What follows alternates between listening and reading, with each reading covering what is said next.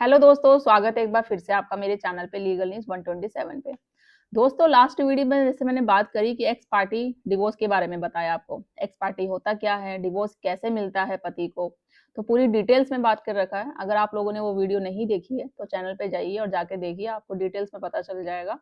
अब मैं बात करूंगी, चलो एक्स पार्टी डिवोर्स आपको मिल गया, इसके बाद सबसे बड़ा सवाल अभी भी बाकी है। क्या इसी सिचुएशन में पत्नी को मेंटेनेंस देना पड़ेगा? और जब वो बहुत सी पत्नियां होती है वाइफ की, वो डिमांड करती है प्रॉपर्टी की भी। तो क्वेश्चन ये है, मेंटेनेंस देना पड़ेगा या नहीं, या प्रॉपर्टी का क्या होगा? तो आज की वीडियो में मैं साफ साफ बताऊंगी, क्लियर वर्ड में आपको बहुत चीजें समझ में आ जाएगी। और एक्स पार्टी डिवोर्स के बाद पत्नी और पति के क्या लीगल राइट्स होते हैं, वो भी जानना बहुत जरूरी है। तो चैनल पे नए जुड़े हैं आप लोग तो चैनल को लाइक करिए, ज्यादा ज्यादा लोगों तक शेयर करिए, सब्सक्राइब करना बिल्कुल मत भूलिए, और साथ ही बेल आइकन दबाइए ताकि आपको टाइम टाइम से मेरी वीडियो की नोटिफिकेशन सबसे पहले मिलती रहे। अब दोस्तों देखो, एक्स पार्टी डिवोर्स के बाद मेंटेनेंस का जो बेसिक रूल होता है, जैसे एक्स पार्टी डिवोर्स का मतलब एक पार्टी एब्सेंट रही और कोर्ट ने केस डिसाइड कर दिया, फिर तो मेंटेनेंस ऑटोमेटिक खत्म नहीं होता है।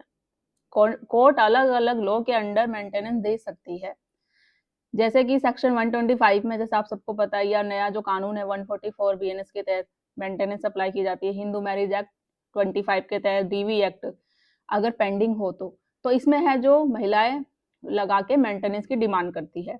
अब सिर्फ डिवोर्स मिलने से मेंटेनेंस जीरो बिल्कुल नहीं होता। आपने समझ लिया कि भाई डिवोर्स हो गया, मेरे फेवर में आ गया, पत्नी कोर्ट में प्रेजेंट नहीं हुई तो मुझे एक्स पार्टी डिवोर्स मिल गया, अब मुझे मेंटेनेंस देने की जरूरत नहीं पड़ेगी, तो ये बिल्कुल गलत फहमी है। ऐसा नहीं होता है, ऑटोमेटिक बिल्कुल खत्म नहीं होता है। तो फर्स्ट है पॉइंट, ध्यान से सुनिएगा, समझ में नहीं आता तो दोबारा सुन लीजिएगा वीडियो। अब x party divorce plus maintenance deny, अगर मेंटेनेंस डिनाई हो सकती है तो कुछ सिचुएशन है, कुछ कंडीशन है। अगर ये सिचुएशन आपके साथ होती है तो फिर हो सकता है। पहला है, वाइफ जो हो कि कोर्ट में नहीं आती है, वाइफ अर्निंग हो, कैपेबल हो। जैसे मैं हमेशा बताती हूँ, अगर वाइफ अर्निंग होती है, जॉब करती है, अपनी जो बेसिक नीड्स को वो खुद पूरा कर सकती है, कैपेबल है, अगर जॉब भी नहीं कर रही, पढ़ी लिखी है, तो ऐसी अगर कंडीशन होती है तो उसे मेंटेनेंस नहीं दिया जाएगा, डिनाई हो जाता है मेंटेनेंस। वाइफ ने बिना रीजन हस्बैंड को छोड़ दिया हो, कोई भी रीजन नहीं है, बिना किसी कारण, बिना वजह ठोस कारण के छोड़ के चली गई है, अगर उसे रीजन पूछो तो वही जो नॉर्मली सबके रीजन होते हैं कि टॉर्चर करते थे, परेशान करते थे, और एविडेंस के नाम पे जीरो, कुछ भी नहीं है, कोर्ट में वो साबित नहीं कर पा रही है। अब कोर्ट के नोटिस को इग्नोर करना, ये भी एक रीजन होता है। कोर्ट मान सकती है कि वाइफ ने अपना राइट खुद लॉस कर दिया है, तो उसे कोर्ट फिर क्या करती है, मेंटेनेंस को डिनाई कर देती है ऐसी सिचुएशन में। नंबर 2 है कि एक्स पार्टी डिवोर्स के बाद भी मेंटेनेंस क्या मिल सकता है? तो मेंटेनेंस मिल सकता है अगर वाइफ ने जेन्युइनली उसके साथ कुछ क्रूरल्टी या डोमेस्टिक वायलेंस हुआ हो, प्रॉपर सर्व नहीं किया हो उसने, वाइफ फाइनेंशियली डिपेंडेंट है, पूरी तरीके है जो वो सक्षम नहीं है कमाने को, अपनी बेसिक नीड्स को भी पूरा नहीं कर सकती, वो अपने पार्टनर पे ही, अपने पति पे ही डिपेंड है, तो ऐसी कंडीशन में उसको मेंटेनेंस मिल सकता है। माइनर कोई चाइल्ड हो, उसका बच्चा हो, फिर भी मिल सकता है। तो कोर्ट है जो फेयरलेस फॉलो करती है, पनिशमेंट कुछ नहीं देती है, कि ये नहीं कि एक्स पार्टी डिवोर्स मिल गया जो भी है तो उसको मेंटेनेंस नहीं मिलेगा। जेन्युइन रीजन है, सच में उसके साथ क्रूरल्टी हुई है, तो मेंटेनेंस उसको मिलेगा। प्रॉपर्टी का क्या होगा, अब ये भी सवाल है। तो वाइफ को ऑटोमेटिक प्रॉपर्टी का हक बिल्कुल नहीं है। हस्बैंड की सेल्फ रिक्वायर्ड जो प्रॉपर्टी पर वाइफ का डायरेक्ट राइट बिल्कुल नहीं होता है। डिवोर्स के बाद भी प्रॉपर्टी हस्बैंड के नाम पर ही रहेगी। अब हम कब क्लेम कर सकते हैं? तो अगर जॉइंटली परचेज हो, हस्बैंड वाइफ ने दोनों ने मिलकर प्रॉपर्टी खरीदी हो तो क्लेम कर सकते हैं। अगर सेटलमेंट एलिमनी के बदले प्रॉपर्टी दी गई हो तो भी कर सकते हैं। अगर चाइल्ड के बेनिफिट के लिए कोर्ट ऑर्डर दे तो कर सकते हैं क्लेम। अब एक्स पार्टी ऑर्डर को वाइफ कैसे चैलेंज कर सकती है, ये भी जानना जरूरी, क्योंकि कई होता है सिचुएशन में, कुछ महिलाएं ऐसे भी हैं जिनके साथ सच में क्रूरल्टी होती है, सच में अत्याचार होता है, तो उनको जानने का भी ये हक है कि भाई एक्स पार्टी ऑर्डर के बाद कैसे चैलेंज किया जाता है। तो 90 दिन के अंदर एप्लीकेशन, बोलती हूँ कि 90 दिन के पास आपके साथ समय होता है, आपको एप्लीकेशन देनी पड़ेगी, और विथ रीजन और सबूत के साथ आपको कोर्ट में बताना पड़ेगा कि ये रीजन था, इस वजह से मैं कोर्ट में पेश नहीं हो पाई। या आप में से बहुत लोग हस्बैंड भी होते हैं जो नहीं पेश हो पाते, आपको भी चैलेंज करना पड़ता है।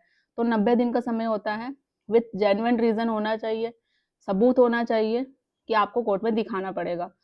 जैसे वैलिड रीजन दिखाना होगा, या आप जो भी बीमार हो या कुछ भी आपने रीजन बताया हो तो वो मेडिकल आपको देना पड़ेगा साथ में। रॉन्ग एड्रेस कुछ नहीं देना, नो प्रॉपर सर्विस। तो ये सारी चीजें हैं। अब मान लो अगर कोर्ट कन्विंस हो जाए ये सारी चीजें करने के बाद, जब आपको चैलेंज करना है तो x party order set side हो सकता है।